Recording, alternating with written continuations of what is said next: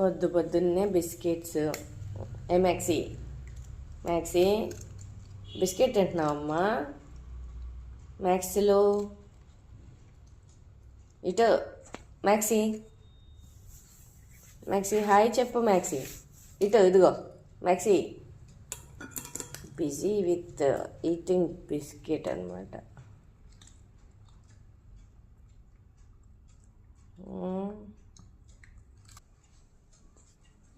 అయిపోయింది తింటాం. ఇప్పుడు వస్తుంది చూడండి అక్కడి నుంచి.